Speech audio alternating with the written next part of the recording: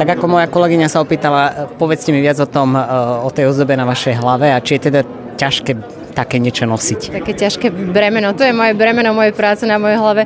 Nie je to ani ťažké, ani ľahké.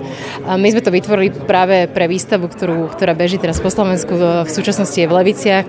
Nafotili sme to na modelke, ja som prvá fyzicky chodiaca osoba, ktorá to má na sebe. Z čoho to pozostáva? Vidím tam nejaké kvety, to sú ja vám poviem, ako sa volá ten kvet. To je jarný kvet. Iskerník. Je to kvet, ktorý sa vyšíva na kroj v Suchej hore na Orave. Čiže je to priamo vybratý fragment z kroja. A odvolávam sa práve na vyšperkovanú cestu, ktorú sme my zažili posledné 4 mesiace v lete. A toto bolo vlastne súčasťou tej vyšperkovanej cesty. Čiže motív je vždy, ako je u mňa typické folklórny. Ako vyzerá proces tvorby takéhoto šperku? Takéto ozdoby? Trvalo to asi 3-4 roka, my sme urobili 3 rôzne ozdoby a začala som niekedy v dobe, kedy Michaela Schifrin si zobrala našu korunu domov a tedy som si povedala, že keď takéto niečo pekné sme vedeli vytvoriť pre túto príležitosť, tak urobíme aj niečo iné. A teda vlastne to bolo v januári minulého roka, čiže už veľa mesiacov, teraz som si to uvedomila. Aj máte zvážené, že koľko to váži? Nie. Nebolo to na váhe doma, že kým ste?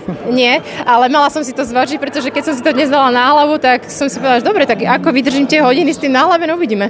A za mňou nebudú vidieť diváci vôbec na program, tak sa musím dať dole. Aj máte nacvičené napríklad, že pred zrkadlom, že nemôžem skloniť hlavu pod taký a taký uhol, aby to nespadlo, alebo je to nejako ukotvené tam? Je to ukotvené, samozrejme technicky to je spravené tak, aby to držalo. Nie, necvičila som, nemám na to čas veľmi nacvičovať tieto veci, ale my už sme robili fotenie s modelkou, čiže chudetko na to mala niekoľko hodín na hlave, takže ja to mám už odskúšané na modelke. A posledná otázka, spomenuli ste Michaelu Schifrinovú. Kto ďalší z týchto známych ľudí a tvári budú nosiť tieto vaše ozdoby a šperky? Tak Michaela asi tú korunu veľmi nebude nosiť príliš ani, aj keď ona dostala aj šperky od nás.